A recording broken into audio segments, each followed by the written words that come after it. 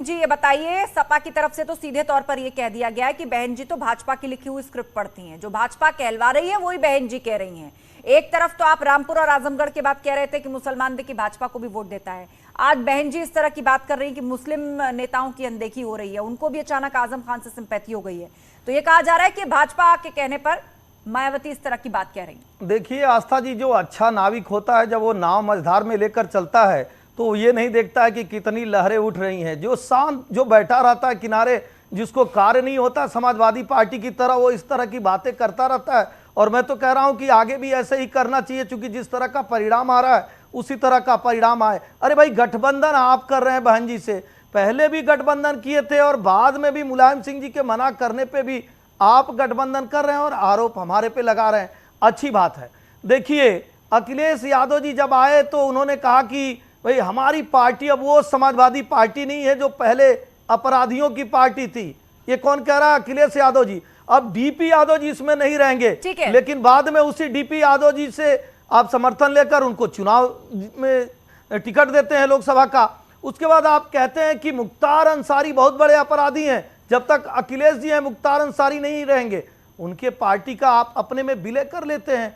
तो इस तरह के कार्य की शुरुआत आप स्वतः करते हैं, चूंकि आपकी नियति यही है। यही शुरू से समाजवादी पार्टी का जो चाल चरित्र और चेहरा आस्था जी यही है, वो अपराधियों का साथ देते हैं। और मैं तो आस्था जी एक बात कहूंगा, भारत में कोई ऐसी पार्टी नहीं होगी जो अपने घोषणा पत्र में कहे कि चुनाव जीतने के बाद हम अपराधियों को छोड़ देंगे। और 2012 में जैसे चुनाव जीतते हैं लोग जो आतंकवादी हैं और जो अपराधी हैं, ये सारी बातें आप चुनाव में कह चुके हैं, लेकिन बड़ी बात आपने बड़ी बात जो आपने कही वो ये कि जानबूझकर चुनकर जिन चेहरों का आपराधिक इतिहास रहा है उनके साथ कई मौकों पर समाजवादी पार्टी साथ खड़े नजर आई है, उसको अपनी पार्टी का एक तरीके से प्लेटफॉर्म दिया है, या तो सीधे तौर पर शामिल किया या परिवार के किसी सदस्य के ऊपर उसकी खास मेहरबानी रही है। प्रोफेसर धर्मेंद्र यादव, अब ये बताइए कि एक बार फिर से मुसलमान किसके साथ है उत्तर प्रदेश के अंदर, इस पर जंग छिड़ी हुई है। कितने मुसलमान हैं मायावती के साथ? क्योंकि 2012 से पहले 2008 में जब चुनाव हुए थे तो इसी दलित मुस्लिम कॉम्बिनेशन पर बसपा ने सरकार बनाई थी, और अब ये सीधा अटैक बसपा का आपके ऊपर कि मुसलमान नेताओं की अनदेखी कर रहे हैं।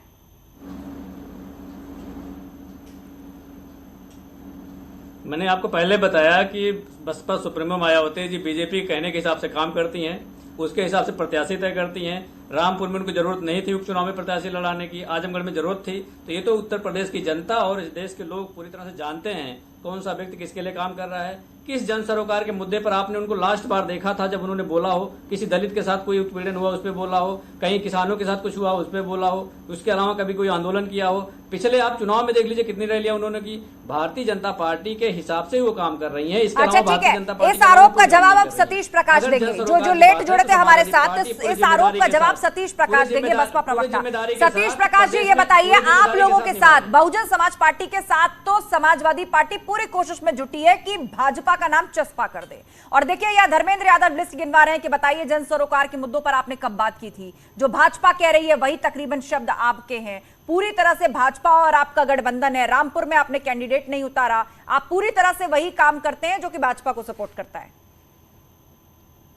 नहीं, रामपुर में धर्मेंद्र जी से ये पूछो कि रामपुर में कोई यादव कैंडिडेट इनके पास था नहीं ना।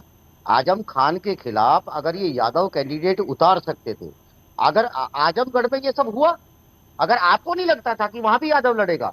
दूसरी बात एक मैं कहूंगा कि उत्तर प्रदेश के हालात बहुत बेहतर नहीं है। उत्तर प्रदेश के अंदर गृह युद्ध की स्थिति है। उत्तर प्रदेश के अंदर धार्मिक उन्माद चरम पर है। उत्तर प्रदेश के अंदर जातीय उन्माद चरम पर है। ये मैं नहीं कह रहा हूं, ये बीजेपी के एक विधायक है। एक बात बताइए, एक विशेष धर्म का नाम लेकर बहन जी ने ट्वीट किया और समाजवादी पार्टी पर आरोप लगाया, और आप कह रहे उत्तर प्रदेश में धार्मिक उन्माद चरम पर है। कौन फैला रहा है धार्मिक उन्माद? कौन कर रहा है जाति धर्म की बातें? यहां तो आप ही की तरफ से कहा जा रहा है कि मुस्लिमों की अनदेखी, मुसलमान नेताओं की अनदेखी, यादव से मिलने पहुंचे लेकिन मुस्लिमों को छोड़ दिया। कहीं बाहर से आ रहा है क्या ये जाति और धार्मिक उन्माद? कौन कर रहा है? देखिए सुनिए, उत्तर प्रदेश के अंदर गृह युद्ध की स्थिति जो है या जातीय उन्माद, आप नोट कर लीजिए, गृह युद्ध की स्थिति उत्तर प्रदेश के अंदर बताई जाए, जवाब देना होगा। 20 सेकंड पूरी कीजिए बात जल्दी। सुनिए, ये मेरे आरोप नहीं है, ये बीजेपी का विधायक जो एक नंदकिशोर गुर्जर है, बाकायदा लोनी से आते, ये उनके आरोप है। उन और बरेली का एक बीजेपी का बड़ा पदाधिकारी ये कहता है कि मेरी जान को खतरा है। कहीं ना कहीं एक एक तमाम बीजेपी के जाति विशेष के लीडर्स उनकी जान न ले ले, ये सवाल है। और देखिए, मेरा कहना यह है कि अपराधी सिर्फ समाजवादी पार्टी के अंदर नहीं होते, अपराधी बीजेपी के अंदर भी होते हैं। ब्रजेश सिंह कौन से समाज स्वतंत्रता सेनानी है भाई, आप बताइए ना। चूंकि वो ठाकुर है और माननीय योगी जी की जाति से आते हैं, उनको बाकायदा वाराणसी क्षेत्र में उनका कितना आतंक है, कितने बड़े अपराधी है।